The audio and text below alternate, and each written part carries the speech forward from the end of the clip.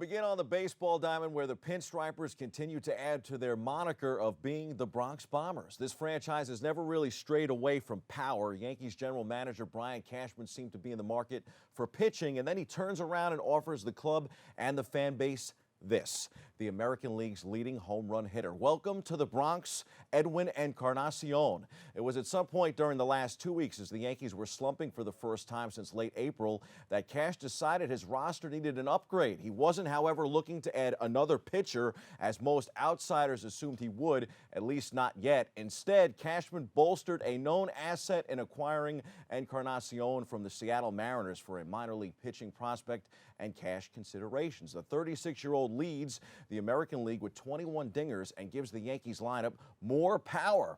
He'll be the full-time designated hitter. Meanwhile, Aaron Judge and Giancarlo Stanton are set to come off the injured list this week as the club returns to the big ballpark in the Bronx tonight to open a series against the rival Tampa Bay Rays. This week also marks the return of Hope Week for the Pinstripers. The Yankees have done so much for charity.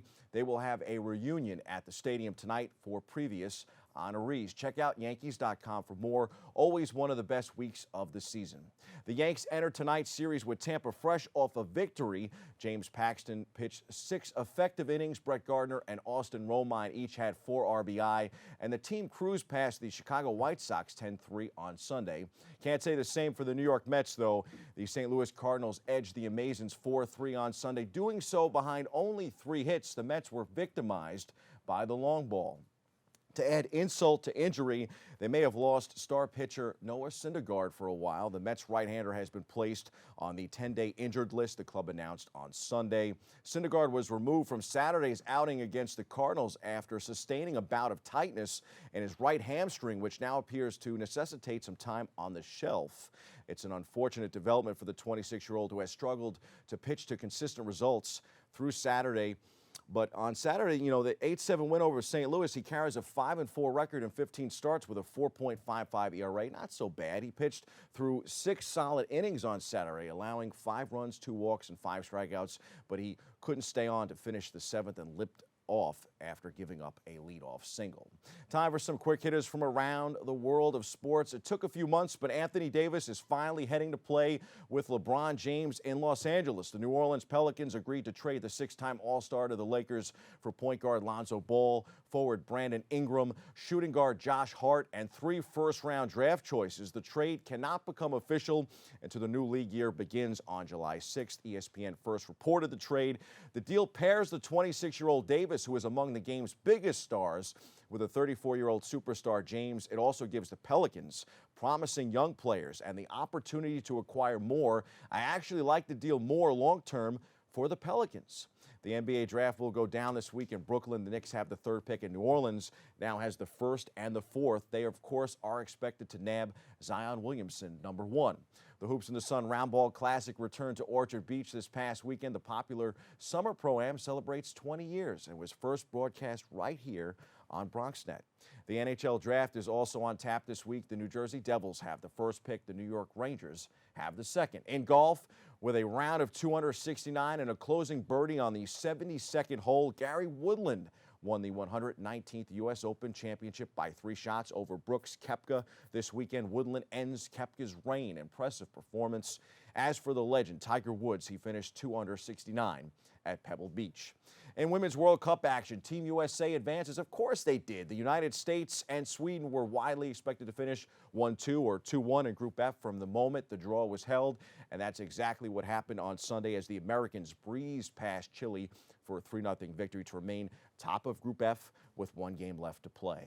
In motorsport, Christopher Bell dominated the short track in Iowa to come away with a win at the CircuitCity.com 250 in NASCAR.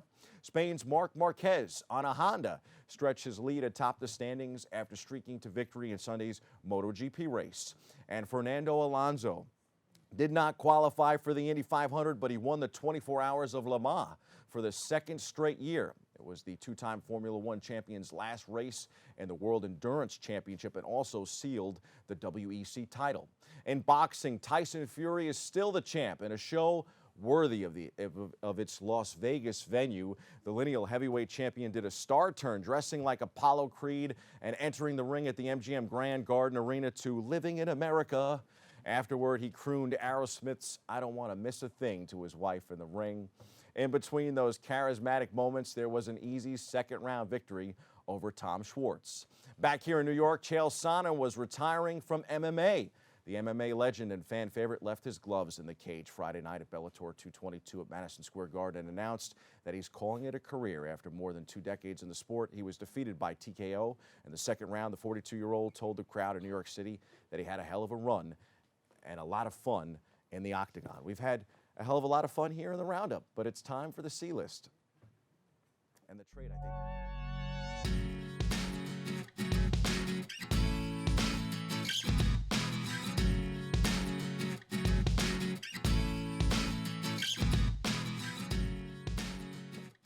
So this is the trade that the Yanks have to make. We mentioned the Yanks getting reinforcements. That means someone had to go to make space on the roster. Unfortunately, that means Clint Frazier is heading back to AAA.